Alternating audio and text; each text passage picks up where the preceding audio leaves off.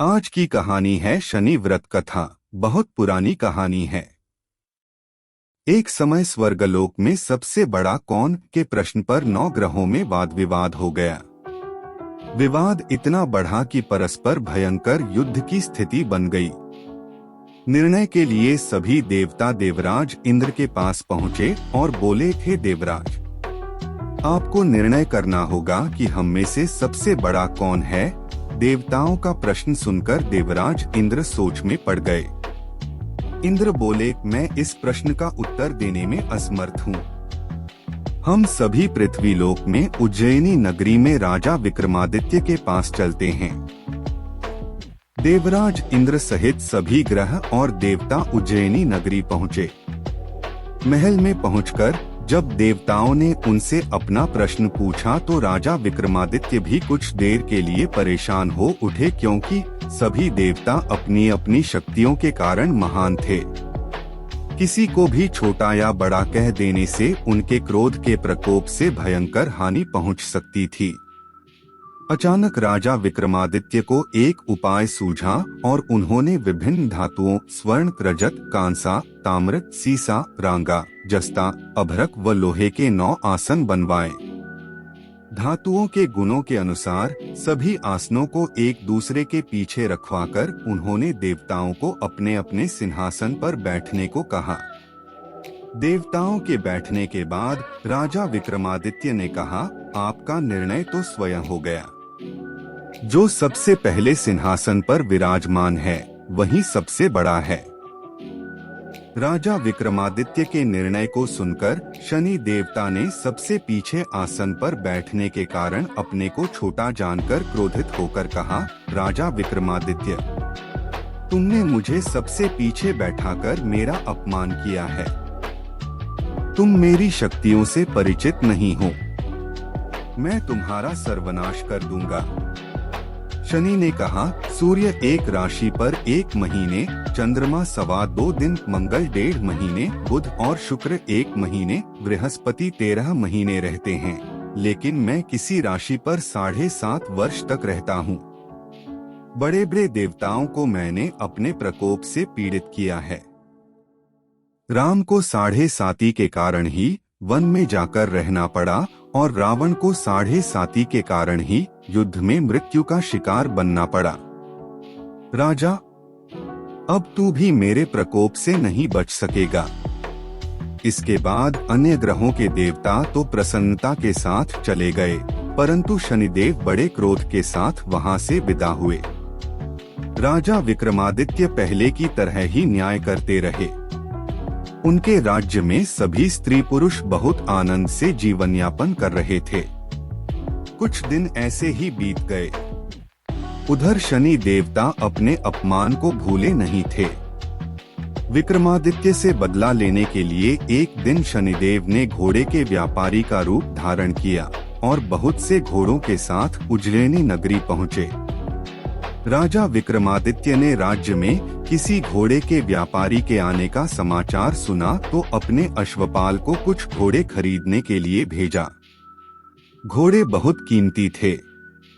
अश्वपाल ने जब वापस लौटकर इस संबंध में बताया तो राजा विक्रमादित्य ने स्वयं आकर एक सुंदर व शक्तिशाली घोड़े को पसंद किया। घोड़े की चाल देखने के लिए राजा उस घोड़े पर सवार हुए तो वह घोड़ा बिजली की गति से दौड़ पड़ा। तेजी से दौड़ता घोड़ा राजा को दूर एक जंगल में ले गया और फिर राजा को वहां गिराकर जंगल में कहीं गायब हो गया। राजा अपने नगर को लौटने के लिए जंगल में भटकने लगा, लेकिन उन्हें लौटने का कोई रास्ता नहीं मिला।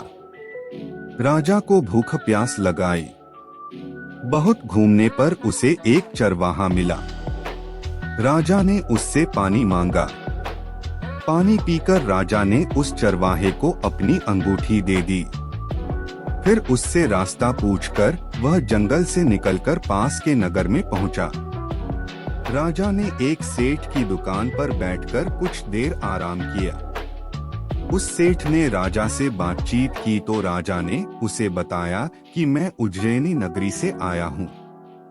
राजा के कुछ देर दुकान पर बैठने से सेठ जी की बहुत बिक्री हुई। सेठ ने राजा को बहुत भाग्यवान समझा और खुश होकर उसे अपने घर भोजन के लिए ले गया। सेठ के घर में सोने का एक हार खूंटी पर लटका हुआ था। राजा को उस कमरे में छोड़कर सेठ कुछ देर के लिए बाहर गया। तभी एक आश्चर्यजनक घटना घटी। राजा के देखते देखते सोने के उस हार को खूंटी निगल गई।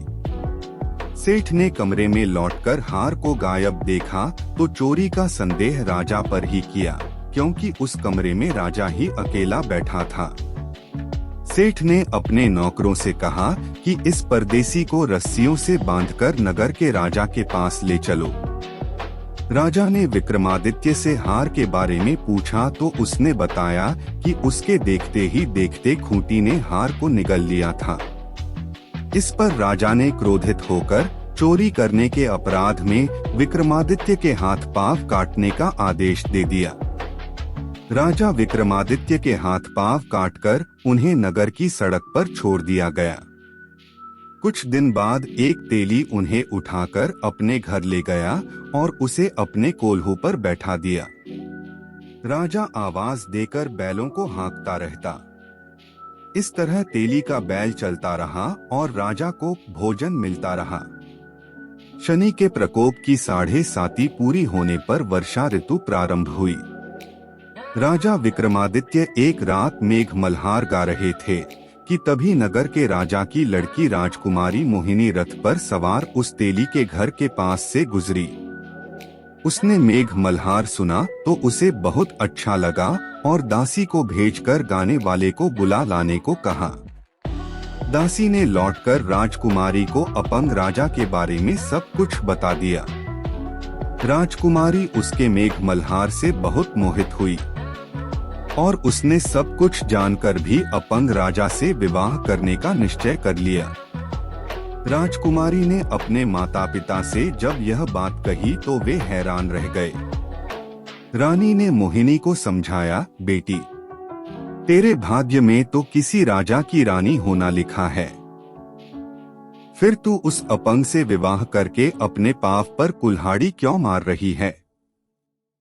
राजकुमारी ने अपनी जिद नहीं छोड़ी। अपनी जिद पूरी कराने के लिए उसने भोजन करना छोड़ दिया और प्राण त्याग देने का निश्चय कर लिया। आखिर राजा रानी को विवश होकर अपंग विक्रमादित्य से राजकुमारी का विवाह करना पड़ा। विवाह के बाद राजा विक्रमादित्य और राजकुमारी तेली के घर में रहने लगे। उसी रात स्वप्न में शनिदेव ने राजा से कहा, राजन, तुमने मेरा प्रकोप देख लिया। मैंने तुम्हें अपने अपमान का दंड दिया है। राजा ने शनिदेव से क्षमा करने को कहा और प्रार्थना की, हे शनिदेव, आपने जितना दुख मुझे दिया है अन्य किसी को न देना। शनिदेव ने कुछ सोचकर कहा, राजा, मैं तुम्हारी प्रार्थना स्वीकार करता हूँ। जो कोई स्त्री पुरुष मेरी पूजा करेगा, शनिवार को व्रत करके मेरी व्रत कथा सुनेगा, उस पर मेरी अनुकंपा बनी रहेगी। प्रातःकाल राजा विक्रमादित्य की नींद खुली तो अपने हाथ पांव देखकर राजा को बहुत खुशी हुई। उसने मन ही मन शनिदेव को प्रणाम किया। राजकुमारी भी राजा के हाथ पांव सही सलामत देखकर आश्चर्य में डूब गई। तब राजा विक्रमादित्य ने अपना परिचय देते हुए शनिदेव के प्रकोप की सारी कहानी सुनाई। सेठ को जब इस बात का पता चला तो दौड़ता हुआ तेली के घर पहुंचा और राजा के चरणों में गिरकर क्षमा मांगने लगा। राजा ने उसे क्षमा कर दिया, क्योंकि यह सब तो शनिदेव के प्रकोप के कारण हुआ था। सेठ राजा को अपने घर ले गया और उसे भोजन कराया। भोजन करते समय वहां एक आश्चर्यजनक घटना घटी। सबके देखते देखते उस खूंटी ने हार उगल दिया। सेठ जी ने अपनी बेटी श्रीकंबरी का विवाह भी राजा के साथ कर दिया और बहुत से स्वर्णाभूषण, धन आदि देकर राजा को विदा किया। राजा विक्रमादित्य राजकुमारी मोहिनी और सेठ की बेटी श्रीकंबरी के साथ उज्जैनी पहुँचे तो नगरवासियों ने हर्ष से उनका स्वागत किया। अगले दिन राजा विक्रमादित्य ने पूरे राज्य में घोषणा कराई कि शनिदेव सब देवों में सर्वश्रेष्ठ हैं। प्रत्येक स्त्री पुरुष शनिवार को उनका व्रत करें और व्रत कथा अवश्य सुने। राजा विक्रमादित्य की घोषणा से शनिदेव बहुत प्रसन्न हुए। शनिवार का व्रत करने और व्रत कथा सुनने के कारण सभी लोगों की मनोकामनाएं शनिदेव की अनुकंपा से पूरी होने लगी। सभी लोग आनंद पूर्वक रहने लगे। तब से सारे राज्य में शनि देव की पूजा और कथा नियमित होने लगी। सारी प्रजा के बीच खुशी और आनंद का वातावरण बन गया। शनि देव के व्रत की कथा को जो भी सुनता या पढ़ता है उसके सारे दुख दूर हो जाते हैं। दोस्तों, ये कहानी आपको कैसी लगी कमेंट में बताइएगा। कहानी पसंद हो तो वीडियो को लाइक और शेयर करें। अगर अभी तक आपने चैनल को सब्सक्राइब नहीं किया तो सब्सक्राइब करें और बेल आइकन को जरूर प्रेस करें। अगली वीडियो में जल्द ही मिलेंगे। जय शनि देव।